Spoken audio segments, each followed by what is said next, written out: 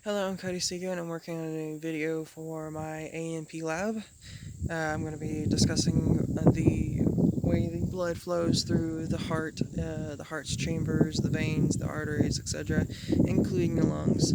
So I have two different diagrams right here, the heart and then the lungs. The lungs are a little bit sloppy, but that will work. To start off with, there is the supravena cava. Uh, and the inferior vena cava. The supravena cava is it drains all it takes the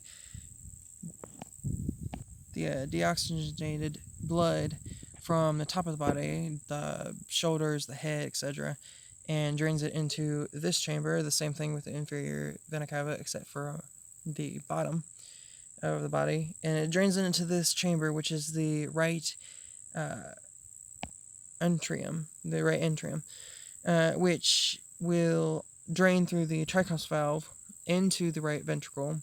Right ventricle will push it through the pulmonary valves, which is right back here, to the pulmonary trunk and into the pulmonary arteries, which is here and here. And that leads us to the lungs, where it will go through these different veins and then the arteries.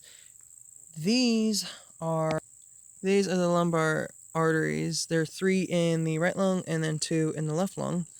Uh, and they push the blood through into the lungs, which get oxygenated and then get pushed back through the pulmonary veins, which are here and here, back into the heart, where they will end up these little guys, which is the pulmonary veins as well.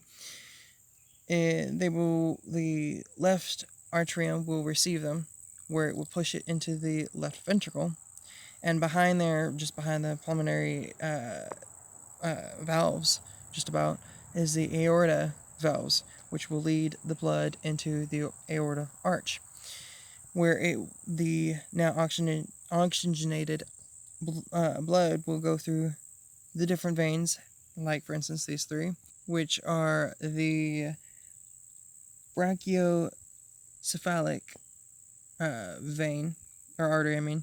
The left common the carotid, the left common carotid artery, and then the left subclavian artery.